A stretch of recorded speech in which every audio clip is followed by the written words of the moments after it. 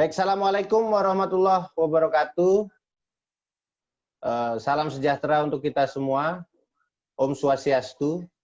Sahabat Panen News dimanapun kalian berada. Alhamdulillah sore ini telah bergabung bersama kita Bapak Gede Setiawan, doktor dari Universitas Udayana Bali. Beliau adalah akademisi sekaligus praktisi yang telah malang melintang dalam dunia pertanian di Indonesia.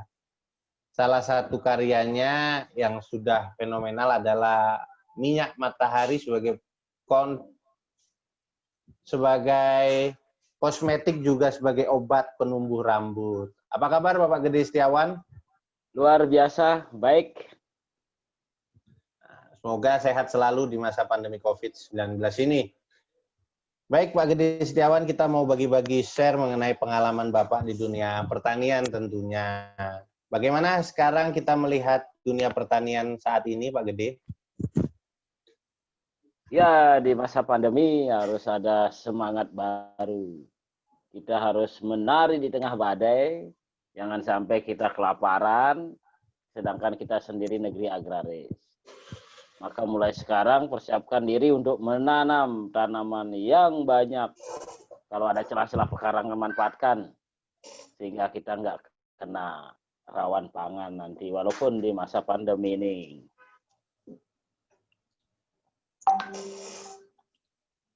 Baik, Pak Gede Setiawan, mungkin kita mengetahui di pandemi COVID-19, kita ulas sedikit mengenai pandemi COVID-19. Kira-kira di regional Bali atau di Provinsi Bali sendiri, kira-kira ada berdampak nggak mengenai krisis pangan yang mengancam, lalu mengenai hal-hal lainnya, kira-kira bagaimana Pak Gede Setiawan? Dampak yang dirasakan petani itu adalah kesulitan dalam pemasaran. Karena biasanya hotel-hotel itu banyak menyerap bahan pangan dari petani. Karena banyak hotelnya tutup, maka petani sekarang sulit untuk memasarkan. Sehingga harga produksinya murah. Tapi selama ini karena dekat dengan produsen, maka di Bali masih aman dari pangan. Seperti itu. Baik, kalau kita bicara Bali tentunya nggak lepas dari pasar itu adalah pariwisata yang hadir atau turis-turis yang hadir.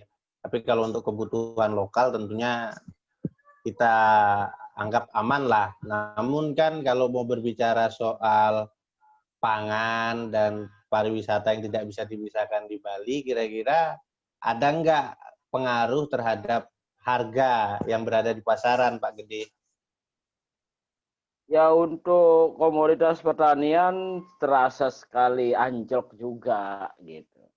Tapi salah satu sektor yang bisa bertahan di masa pandemi adalah, atau sektor yang paling tangguh saat ini adalah sektor pertanian, seperti itu. Walaupun harganya turun, tapi petani masih bisa bertahan dan sustain. Ketimbang mengandalkan pariwisata, begitu ada pandemi udah habis sekalian, hancur. Menunggu pulih perlu waktu 2-3 tahun rasanya. Kalau pertanian tidak. Kalau sekarang dibangun, masih bisa bertahan hidup lah. Seperti itu. Baik, nah Pak Gede sendiri sekarang kan menjabat sebagai kepala salah satu pusat kajian kemasyarakatan di Universitas Udayana, khususnya di bidang pertanian, artinya di Fakultas Pertanian. Kira-kira ada satu langkah khusus atau satu hal yang dilakukan oleh UNUD atau Universitas Udayana mengenai hal yang sedang kita bahas ini, sedangkan kita mengetahui bahwa Civitas Akademika kan perannya penting mengenai pandemi COVID-19 saat ini. Bagaimana menurut Pak Gede? Silakan. Yang kami dilakukan di kampus adalah pertama menggali potensi masing-masing desa. Maka kita berencana akan melakukan satu desa binaan. Seperti di tempat saya ada bunga matahari, kita akan kembangkan ya The Power of Focus. Kalau Karangasem dengan salaknya, kita akan berusaha menjadikan kampung itu jadi kampung salak. Kalau di Bangli terkenal dengan kopinya, kopi yang khas rasa jeruk, maka kita akan melakukan pengabdian di situ. Udayana membangun desa dengan fokus dari kopi. Jadi melihat potensi itulah yang kita harus kembangkan. Hampir sama dengan One Village, One Product. Itu yang akan bisa meningkatkan nilai ekonomi dari suatu masyarakat. Itu karena dia punya sesuatu yang unik ya. Kalau kita mau nyari padi ya ke Tabanan lah. Kalau kita mau kopi ke Bangli lah. Kalau kita mau bunga matahari ke Beleleng lah, seperti itu. Baik Pak Gedis Setiawan, mengenai ini produk Bapak yang sedang Bapak bangun adalah bunga matahari yang kita juga tahu itu ternyata manfaatnya banyak sekali ya. Bahkan ketika tim dari Panen News beberapa bulan lalu berkunjung ke si padu yang Bapak pimpin, itu biji bunga, ternyata bunga matahari bisa menjadi berbagai macam produk. Salah satunya kita sebut adalah minyak biji bunga matahari yang bisa menjadi kosmetik, ya kan? Ya. Mungkin juga bisa menjadi obat penumbuh rambut. Lalu juga bisa menjadi susu. Mungkin bisa dijelaskan lebih jelasnya lagi, Pak Gede. Baik, awal penemuan ini ternyata proses tahap demi tahap ya. Jadi pengusaha itu kan mikirnya nggak jauh-jauh, setahap demi setahap. Ternyata hasilnya bagus. Awalnya sekali untuk pakan sapi sebenarnya. Saya nanam bunga matahari dengan pertimbangan bunganya, pohonnya hijau, seratnya banyak, daunnya lebar. Pikiran saya, oh bunga ini bagus untuk pakan sapi. Sehingga sapi saya nanti gemuk-gemuk. Ternyata setelah sebulan nanam itu mekarnya luar biasa. Ketika saya selfie di situ dan saya taruh di FB, banyak orang pingin. Ternyata rame-rame datang. Di situ saya melihat peluang bahwa petani sebelum panen sudah dapat duit. Caranya gimana? Bikin tiket masuk agrowisata 5.000 per orang. Jadi ini bentuk kreativitas. Biasanya petani panen baru dapat duit, ini belum panen sudah dapat duit. Akhirnya kita tunggu panen untuk mendapatkan biji. Ternyata banyak yang nanyain, jual bibitnya enggak? Padahal bibit itu kan berasal dari benih bunga matahari itu. Akhirnya jadi duit lagi. 1.000 per biji orang mau beli karena susah nyari bunga matahari. Dan ada orang yang malas lagi yang sudah tumbuh yang disebut dengan bibit punya enggak? Kita siapin, kita tanemin, yang udah tumbuh kita jual 5.000. Dapat duit lagi. Gitu.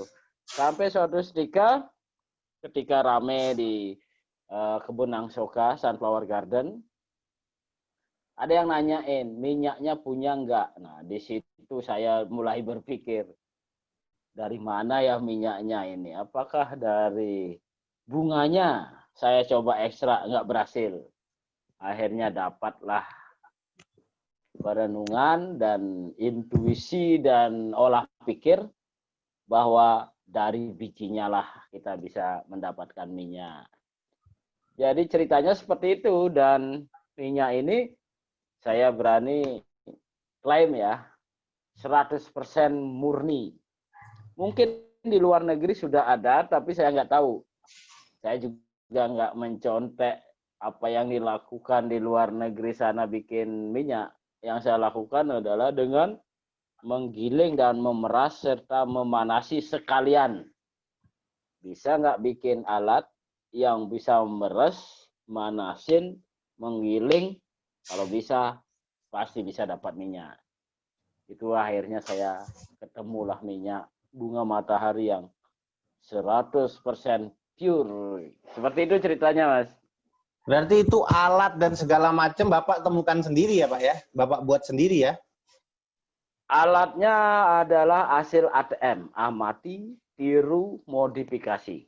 Amati alat-alat lain, juga tiru, juga modifikasi. Kalau ada misalnya contoh ada mesin untuk mengolah zaitun jadi minyak, kita ambil.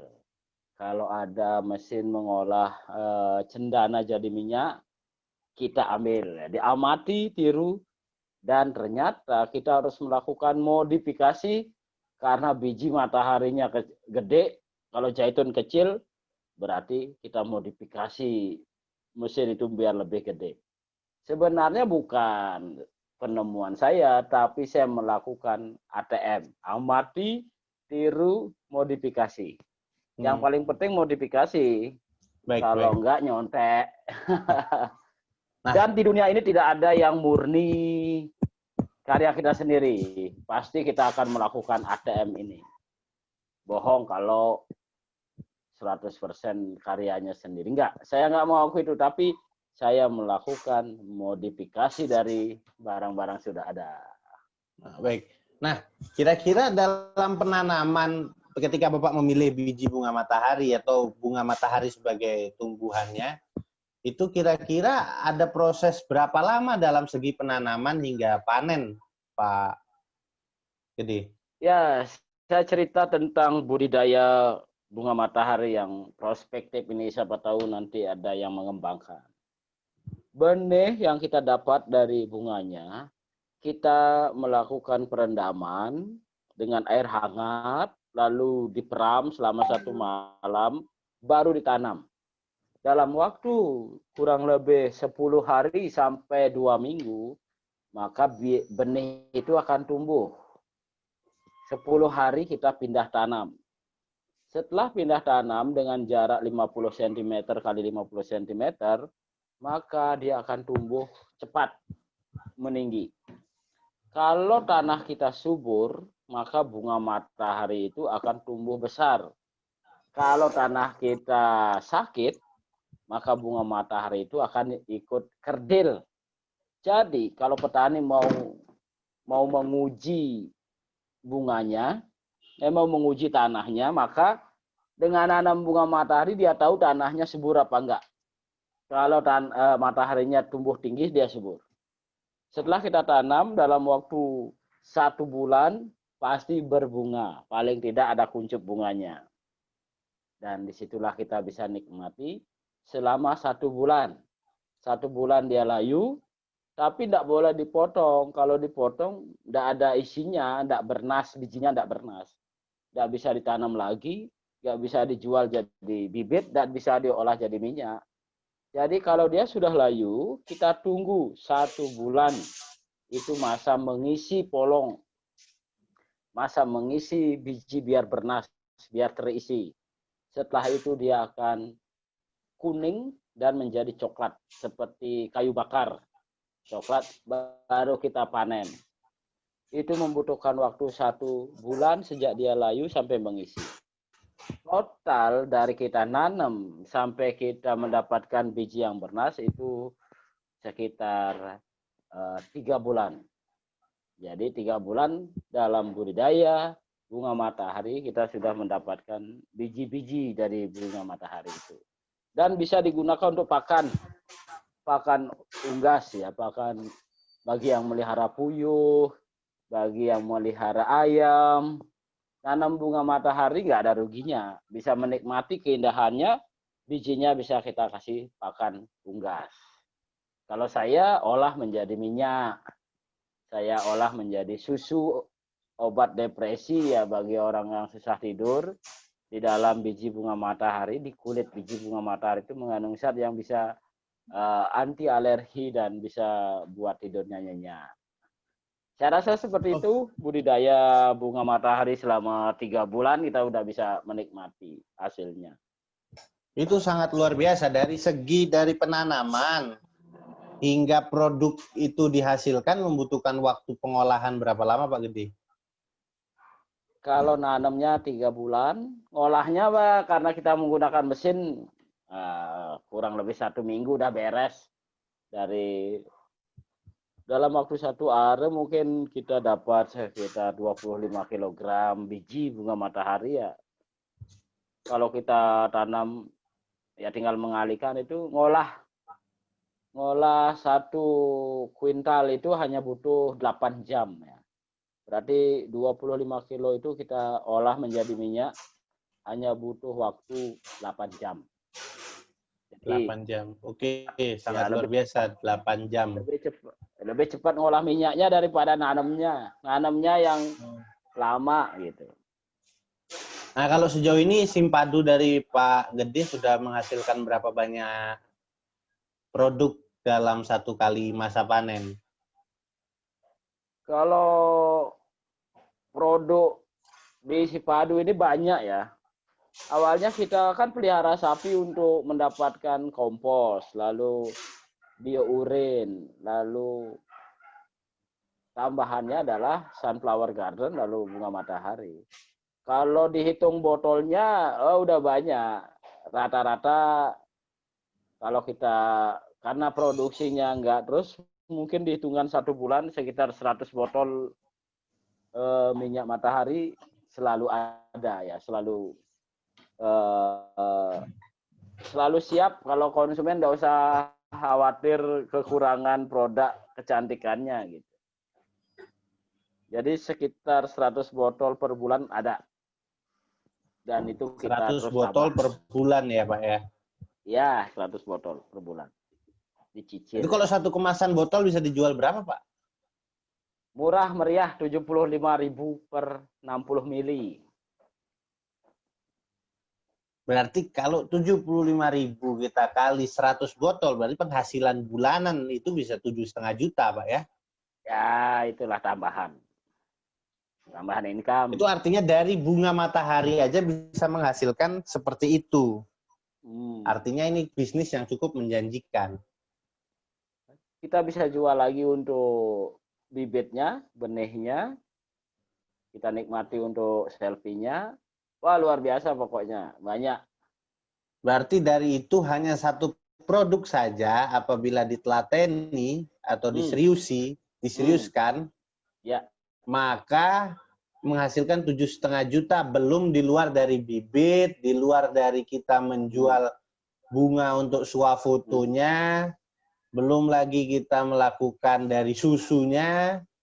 Artinya ini prospek bisnis yang sangat luar biasa. Ya, benar sekali. Oke. Ketika kita membidik sesuatu, ternyata ada manfaat ikutannya gitu. Kita misalnya fokusnya melihara sapi. Ternyata ada side income dari kotorannya, dari kencingnya. Ini yang saya bilang the power of focus. Kalau kita fokus di dunia pertanian, maka side income-nya itu akan mengikuti dan tidak disengaja gitu. Artinya mengalir begitu saja. Yang penting tahapan-tahapan yang terdekat dipikirkan. Nanam bunga matahari, untuk pakan. Ternyata jadi taman selfie. Ternyata jadi sabun. Ternyata jadi minyak. Kalau kita berpikir kreatif, maka dalam perjalanan itu kita akan menemukan produk-produk seperti itu. Dan produk-produk yang bermutu tentunya. Baik, sangat luar biasa sekali apa yang Bapak Gede Setiawan paparkan mengenai bunga matahari. Tentunya banyak nanti hal-hal yang bisa kita ulas lagi dari Pak Gede, kawan-kawan semua, mengenai ini pertama mungkin dari biji bunga matahari, belum lagi dengan produk-produk yang lainnya.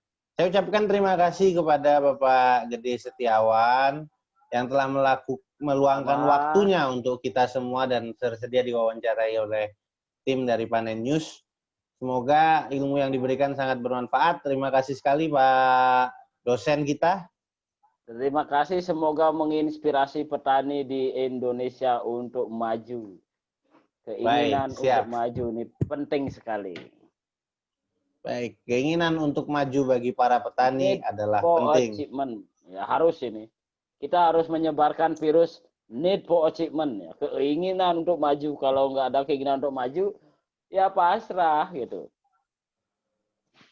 Baik, terima kasih sekali Pak Gede Setiawan. Mungkin ini kepada sahabat-sahabat Panen News dimanapun berada, Panen Talk akan selalu memberikan wawancara-wawancara kepada tokoh-tokoh pelaku maupun akademisi dan tokoh-tokoh nasional yang berpengaruh dalam dunia pertanian. Salam hormat, salam sehat, Panen News, media online Terima kasih. agribisnis Indonesia.